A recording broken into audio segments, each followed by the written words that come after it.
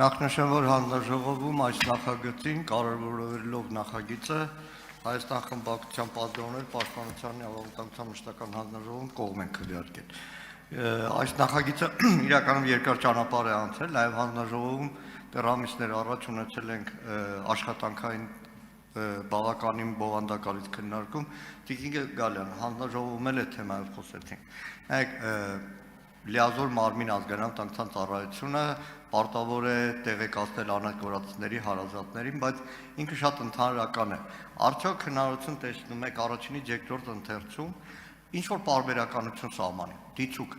3-4 ամիսում է, կես տարին մեկ, բայց նաև ազգային անվտանգության ծառայությունը պարտավորված լինի տեղեկատվություն տրամադրել եւ այն ցավալի անցնող տարիների դեպքերը չլինեն, որ անհատգործների հարազատները ստիպված ձմեռ ամառով օրերն են անցկացնում մահացեի կամ կառավարության մոտ։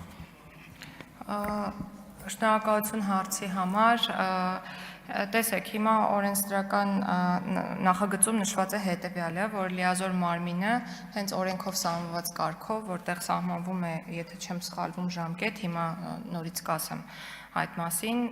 պետք է ընտանիքի անդամներին տեղեկատվություն տրամադրի հետախուզման իրականացման ընթացքի եւ արդյունքների մասին։ Եվ մի կարևոր դրույթ օրենքի նախագիծը եւս պարունակում է, որ այդ ընտանիքի անդամները իրենց նախաձեռնությամբ եւ լիազոր մարմնի համաձայնությամբ կարող են ներգրավել լիազոր մարմնին անհետ կորած անձանց հետախուզման գործընթացներում համապատասխան, այսինքն այն գործընթացներում, որոնք իրականացվում են ըստ էության լիազոր մարմնի կողմից։ Ժամկետների մասով,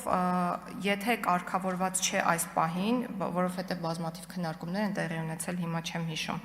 ժամկետ նախատեսել ենք թե ոչ, ամեն դեպքում տեղեկատվության տրամադրման այն ժամկետները, որոնք գործում են բոլոր դեպքերում, կգործեն նաև այս դեպքում, բայց չեմ բացառում նաև հնարավորությունը, որ առաջինից երկրորդ ընթերցման ընթացքում այդ ժամանակահատվածում կքննարկենք եւ նաև լուծումներ կգտնենք։ Մեկ արձագանք, համեց։ Շնորհակալ եմ, տեղեկատվության տրամադրման ընդհանրապես օրենսդրական կարգավորումը տեղեկատվության ազատության մասին օրենքով այնտեղ 6 օրյա, հետո 30 օրյա մի քիչ կարողա չհամընկնի այն մեխանիզմների հետ։ Ես նշեցի 15 օրյա ժամկետ է նախատեսվում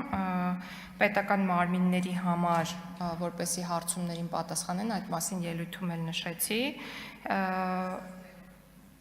եւ 30 օրյա նույն ժամկետը ըստ էության